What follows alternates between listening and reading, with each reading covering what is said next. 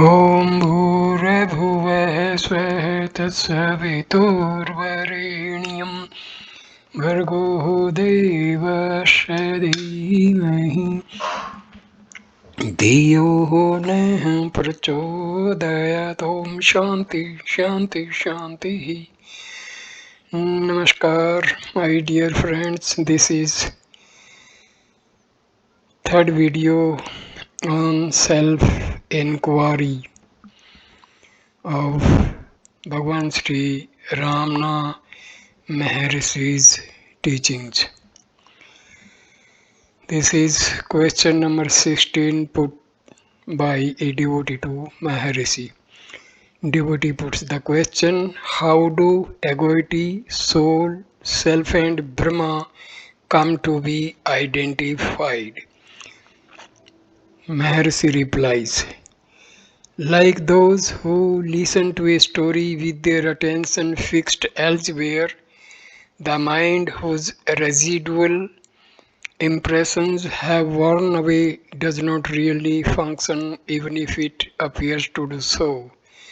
The mind that is not free from residual impressions really functions even if it does not appear to do so. This is like those who, while remaining stationary, imagine in their dreams that they climb up a hill and fall therefrom.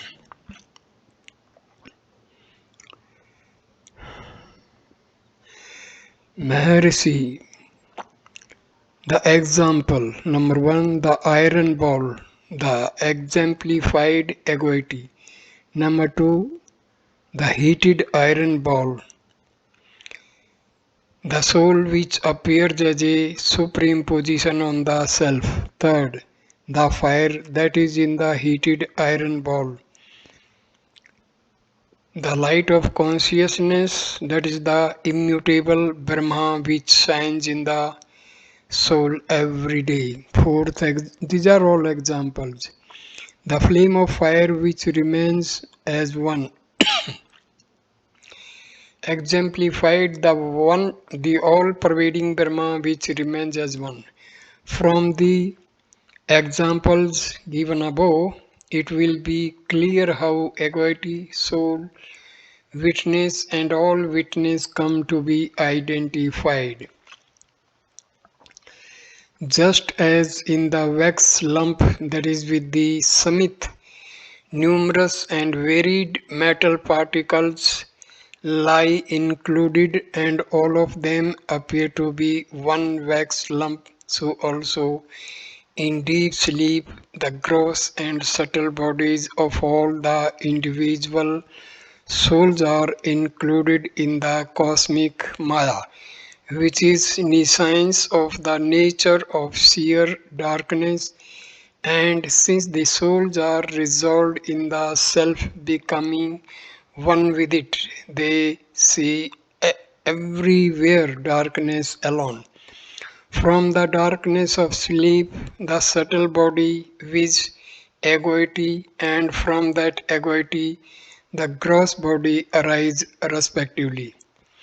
Even as the egoity arises, it appears superimposed on the nature of the self like the heated iron ball. Thus, without the soul, jiva, which is the mind or egoity that is conjoined with the consciousness light, there is no witness of the soul which the self, and without the self there is no Brahma that is the all witness. Just as when the iron ball is beaten into various shapes by the smith, the fire that is in it does not change thereby in any manner. Even so, the soul may be involved in ever so many experiences and undergo pleasures and pains, and yet the self-light that is in it does not change in the least thereby. And like the ether, it is the all pervasive, pure knowledge that is one and it shines in the heart as Brahma. Question number 7 put up by the devotees. Devotee, how is one to know that in the heart the self itself shines as Brahma?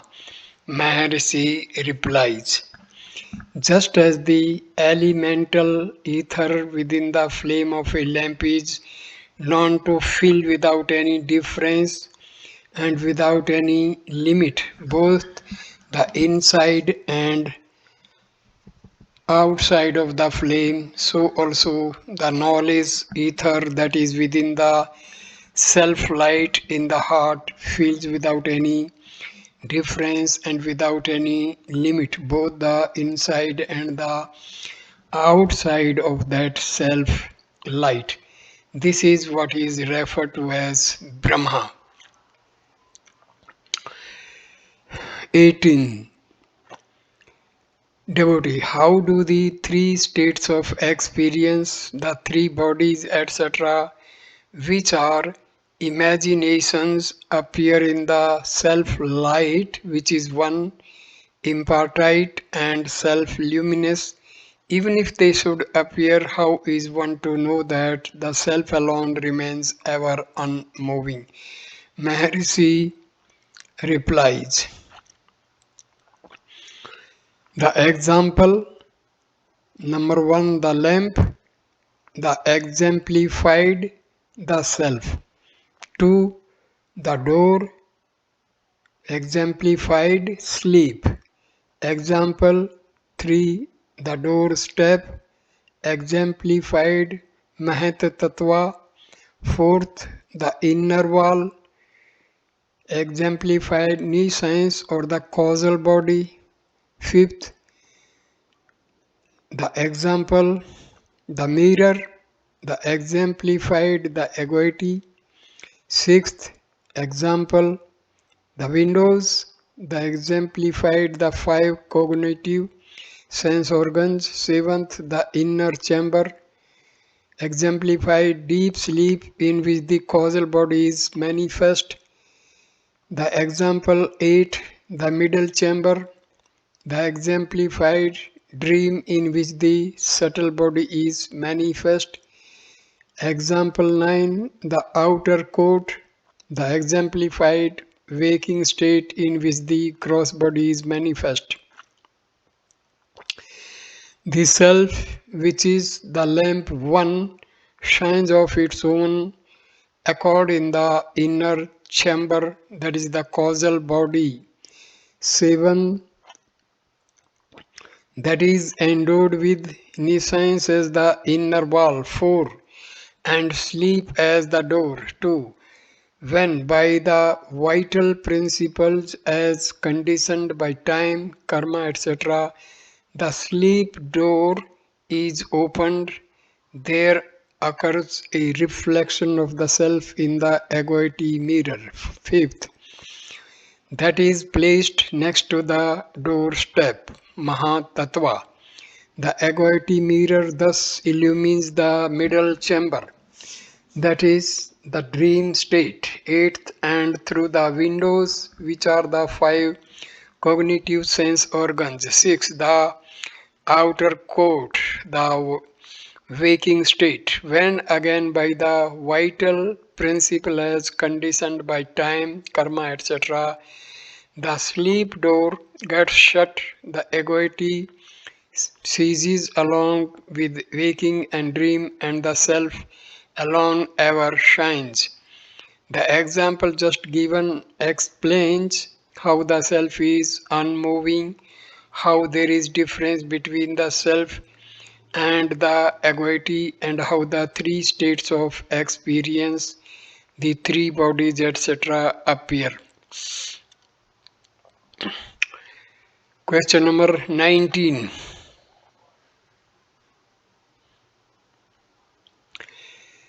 Devotee, although I have listened to the explanation of the characteristics of inquiry in such great detail, my mind has not gained even a little peace. What is the reason for this? Maharshi replies, the reason is the absence of strength or one-pointedness of the mind. Question number 20. Devotee, what is the reason for the absence of mental strength? Maharshi replies, the means that make one qualified for inquiry are meditation, yoga, etc. One should gain proficiency in these through graded practice and thus cure a stream of mental modes that is natural and helpful. When the mind that has in this manner become ripe listens to the present inquiry, it will at once realize its true nature, which is the self, and remain in perfect peace without deviating from that state.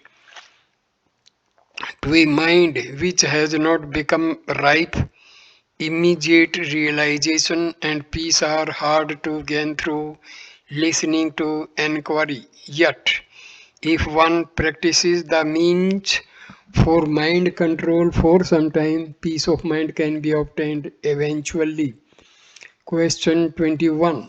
Devotee, of the means for mind control, which is the most important? Maharshi says, breath control is the means for mind control. Question 22. Devotee, how is breath to be controlled? Maharshi, breath can be controlled either by absolute retention of breath, Kevala Kumbhaka, or by regulation of breath, pranayama. Question number 23. Devotee, what is absolute retention of breath? Maharshi, it is making the vital air stay firmly in the heart even without exhalation and inhalation. This is achieved through meditation on the vital principle, etc. Question 24. What is regulation of breath? Maharshi replies, it is making the vital air stay firmly in the heart through exhalation, inhalation, and retention according to the instruction given in the yoga text. Question 25.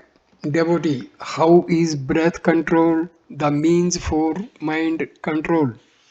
Maharshi, there is no doubt that breath control is the means for mind control because the mind, like breath, is a part of air, because the nature of mobility is common to both, because the place of origin is the same for both, and because when one of them is controlled, the other gets controlled.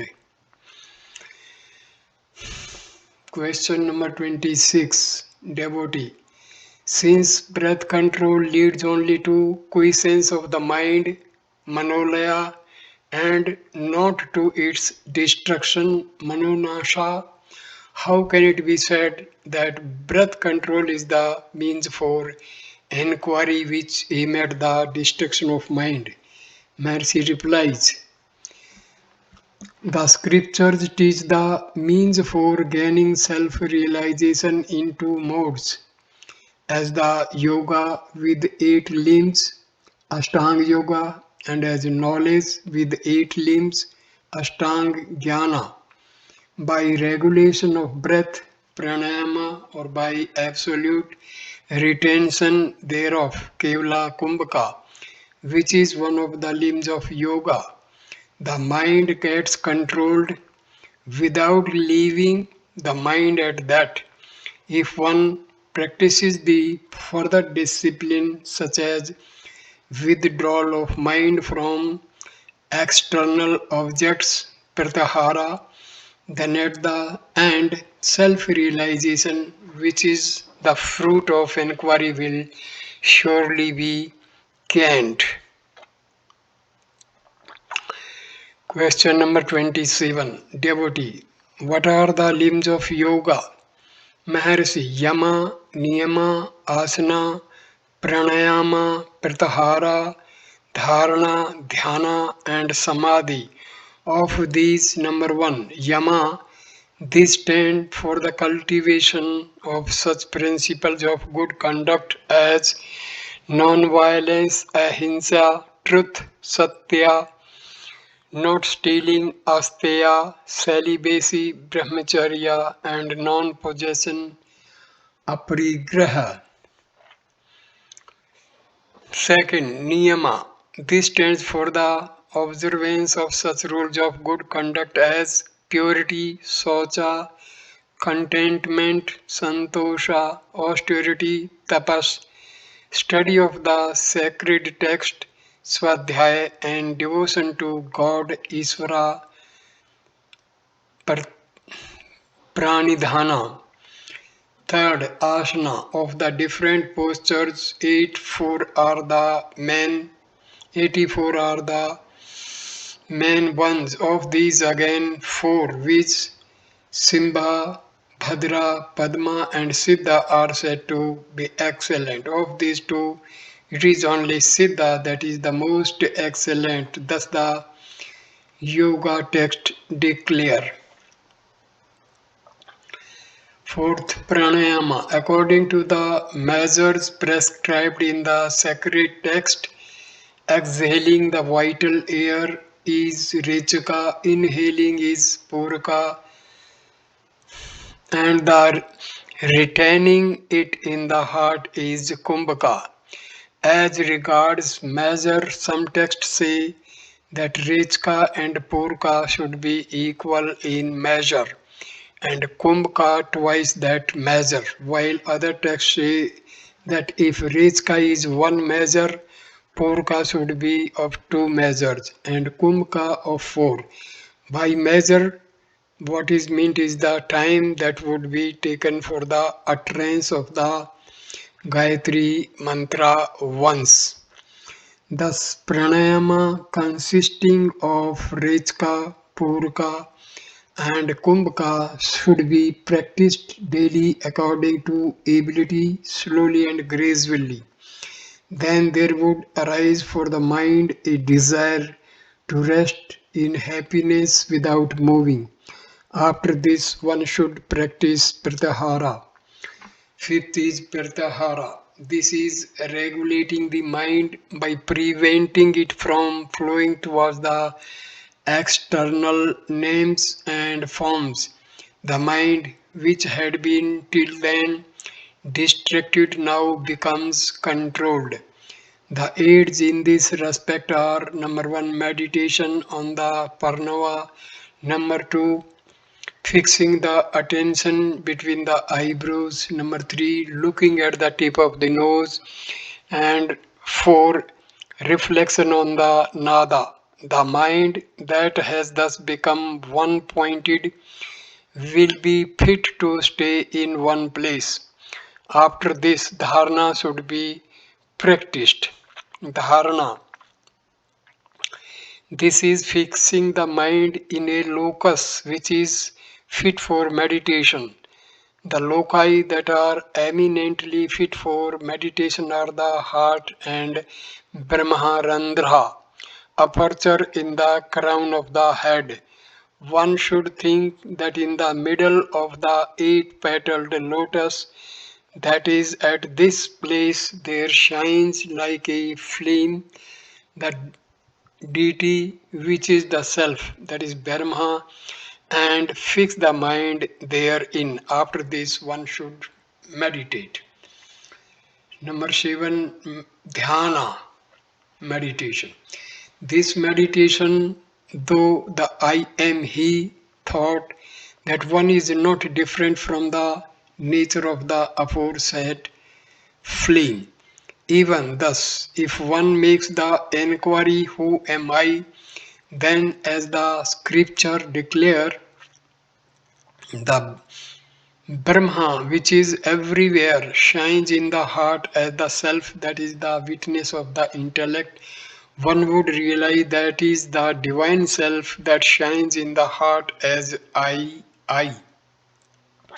This mode of reflection is the best meditation. Samadhi.